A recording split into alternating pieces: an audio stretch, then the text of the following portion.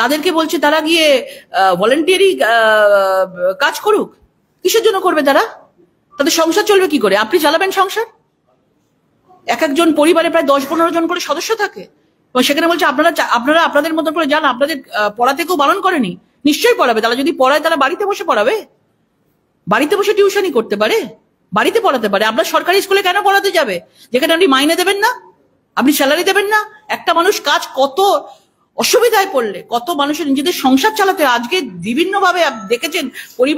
একটা পরিবারের ওপর একটা পরিবারে একজন চাকরি করে তো সে কতজন ডিপেন্ডেন্ট আছে।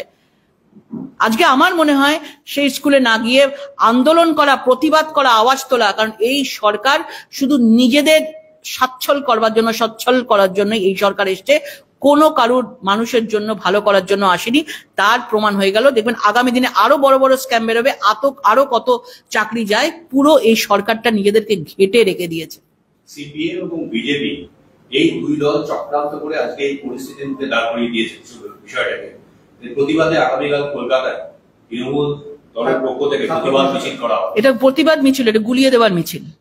অভয়াকাণ্ডে যেমন গুলিয়ে দেওয়ার জন্য দোষীর শাস্তি চাই, দোষীর ফাঁসি চাই বলে নেমেছিলেন, তারপরে সবকিছু প্রমাণ লোপাট করে দিয়েছিলেন। এখানে ওএমআর শিট লোপাট করে দিয়েছেন। এখানে গুলিয়ে দেওয়ার জন্য মানুষকে বোকা বানানোর মিছিল চলবে। কালকে সেই মিছিল করবে। আজ সেখানে চুরি করলো তৃণমূলের সরকার, তৃণমূলের সরকারের এসএসসি বোর্ড, এই সরকারের চুরি করলো তৃণমূল সরকার, আর দোষ করছে বিজেপি সিপিএম। মানে মানুষকে কি ভেবেছে? মানে বাঙালিদেরকে কোথায় নিয়ে গেছেন? বাঙালিরা কোথায় কোথায় রয়েছে আজকে? বাঙালিদের ভাবছে যে বাঙালিদের বুদ্ধিশুদ্ধি গেছে, যাদেরকে যা বলবো তারা তাই শুনবে।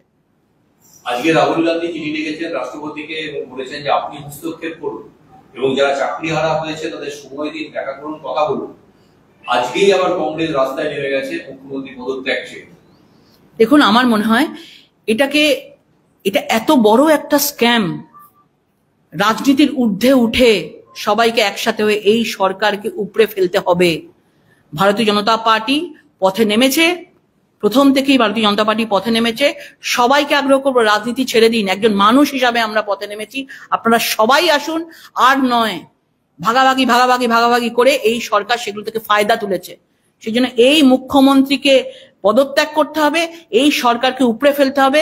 কারণ 26,000 পরিবারকে ডাইরেক্টলি ইনডাইরেক্টলি হত্যা করেছে এই সরকার। আরেকটা বিষয় হচ্ছে যে শুধু 26,000 নয়, প্রাথমিকের 32,000-এর মামলা এখনো চলছে।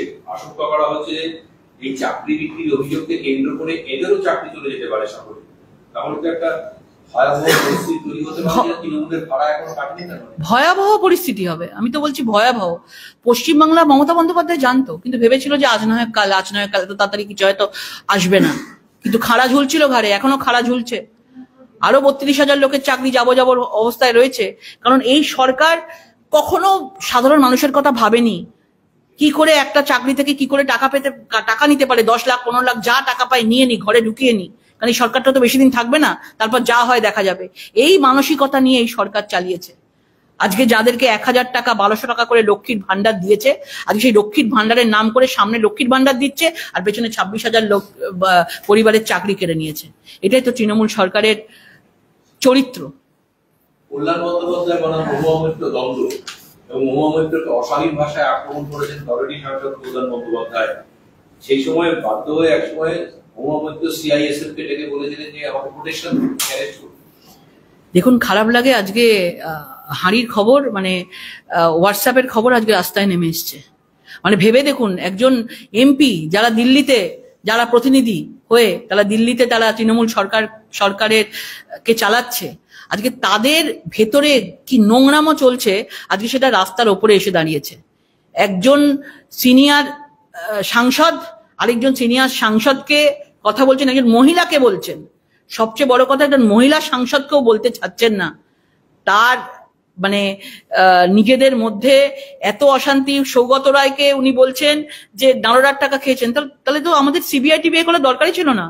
নিজের পাশের বাড়ির লোকই জানে যে সৌগত রায় টাকা খেয়েছে, নিজেই উনি বলে দিচ্ছেন। তো এত সিবিআই ইডির কি দরকার ছিল? সঙ্গে সঙ্গে তো বলে দিতে পারতো তারা। তখন একজন মহিলা সাংসদকে মানে হোয়াটসঅ্যাপের চ্যাটের মধ্যে ওই ধরনের কথাবার্তা লিখছে একজন মুখ্যমন্ত্রী তো মহিলা। তিনি বুঝতে পারছেন না? তিনি জানেন না? মানে আমার তো মনে হয় কল্যাণ বন্দ্যোপাধ্যায় আস্তে আস্তে করে এই দলের আস্তে আস্তে করে এক একটা করে পোল খুলছেন যে কার কি আছে। বাইরে থেকে বাহারি সাংসদ এসছেন, তাকে নিজেই বলছেন বিজেপি থেকে এসছেন আপনি, আজ বাদে কাল পার্টিকেও বিক্রি করে দিতে পারেন। তাহলে ভেবে দেখুন তাহলে নিজেদের মধ্যে কি একতা আছে। সবাই নিজেরা আস্তে আস্তে করে পতনের দিকে, এই পার্টিটা আস্তে আস্তে পতন হচ্ছে, পতন অনিবার্য, এবং পিরামিডের মতন এই পার্টিটা আস্তে আস্তে ভেঙে যাবে। আজকে উনি বলেছেন, কল্যাণ বন্দ্যোপাধ্যায় বলেছেন, অমিত মালবিয়ার টুইট করেছেন, তারপরে উনি একটা বেস্ট অর্গানাইজ বলেছেন যে ওই মহিলাটা অসভ্য, এবং দ্বন্দ্বটা এমন পর্যায়ে উনি বলেছেন প্রয়োজনে দল ছাড়বেন, আমি আমার জায়গায়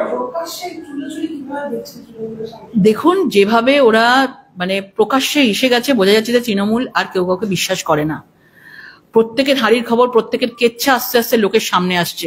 এখন আপনি লোকের জনতাকে বলবো যে যারা হাত জোর করে যারা মমতা বন্দ্যোপাধ্যায়ের নাম নিয়ে যারা ভোট নিতে গেছিল, আজকে তাদের মুখের ভাষা দেখুন। তারা একদম জনসমক্ষে পাবলিকলি তৃণমূলের সাংসদ হয়ে হ্যাঁ বলছি বেশ করছি বলে একজন অপরের সাংসদদেরকে এই ধরনের কথাবার্তা বলছে। তাহলে ভেবে দেখুন তৃণমূল সরকারটা আজকে কোথায় দাঁড়িয়ে আছে। যাদের নিজেদের মধ্যেই আত্মসম্মান বোধ নেই, যারা নিজেদের পার্টিকে আত্মসম্মান দিতে পারে না, তারা নাকি আবার 11 কোটি জনতার সাংসদে দাঁড়িয়ে থাকবে। সেই জন্য মানুষ দেখছে, মানুষের বিচার করবে। কল্যাণ বন্দ্যোপাধ্যায়ের দাবি হচ্ছে যে কয়েকজন সাংসদ মিলে দিল্লিতে মিষ্টির দোকান খোলার উদ্যোগ নিয়েছে। ঠিক আছে করুক, দলের তদবির কেন? দলকে হস্তক্ষেপ করছে, দল তদবির করবে, দেখুন এটা নিয়েই পরিস্থিতি তিক্ত হয়। কল্যাণ প্রতিবাদ করে, তিরস্কার করে, এটা নিয়ে দেখুন তারা দলের মধ্যে মিষ্টির দোকান খুলবে না মাংসের দোকান খুলবে সেটা তাদের ব্যাপার, কিন্তু যেভাবে তাদের নিজেদের মধ্যে যে ধরনের কথাবার্তা চলছে, যে ধরনের কথাবার্তা বাইরে এসে গেছে, সবচেয়ে বড় কথা হচ্ছে সেই হোয়াটসঅ্যাপ চ্যাট বাইরে চলে আসছে। ভেবে দেখুন একটা বিশ্বাস বা অবিশ্বাসের একটা কোশ্চেন মার্ক পড়ে গেছে, এটা কোনোদিনও দেখেননি, আগামী দিনে আরো দেখতে পাবেন। মানে কেউ না কেউ একটা ওদের দল থেকে তো সেই হোয়াটসঅ্যাপ চ্যাটটাকে বাইরে করেছে, সেই জন্য জনসমক্ষে এসছে। তার মানে ভেবে দেখুন আজকে তৃণমূলের ভেতরের কোনো প্রাইভেট কোনো সিক্রেট কথা যদি থাকে তাহলে অনায়াসে সেটা বাইরে চলে আসতে পারে। তাহলে পরিষ্কার বুঝতে পারছে মমতা বন্দ্যোপাধ্যায় এই দলটাকে বিশ্বাস করতে পারবে না, এই সাংসদদেরকে বিশ্বাস করতে পারবে না, এবং এরা একে অপরকে গালি দিতে ব্যস্ত, কেউ মহিলাকে অপমান করতে ব্যস্ত। যদি কিছু থেকে থাকতো, যদি তারা সভ্যভদ্র হতো, কল্যাণ বন্দ্যোপাধ্যায় নিজেও যে কোনো মহিলা কাউকেই ছাড়েননি উনি, মুখ্যমন্ত্রীকেও নিশ্চয়ই বলেছে, কিন্তু সেটা পর্দার সামনে বলবেন না, পর্দার পেছনেই বলবেন হয়তো, কারণ যার এরকম স্বভাব থাকে মহিলাদেরকে নিয়ে বলার, এবং সে কখনো, আমার মনে হয় না সে কখনো মহিলা মুখ্যমন্ত্রীকেও ছাড়ে। এই যে বলেছে কল্যাণ বন্দ্যোপাধ্যায় এই কথাটা বলেছে যে আমাদের লজ্জায় মাথা হেড হয়ে গিয়েছিল যখন দেখতে পাচ্ছি পর্দায় সভ্যতায় হাত দিয়ে টাকা নিচ্ছে, টাকা নিচ্ছে জানি না, নাম জিজ্ঞেস করছে, লজ্জায় মাথা হেড হয়ে। তার কথা হচ্ছে যে তার মানে কি, তাহলে এত তো নারদার এত সিবিআই টিবিআই হওয়ার দরকারই ছিল না। যখন নিজেরাই জানে যে টাকা নিয়েছে, তাহলে তো তখনই বলে দিতে পারত।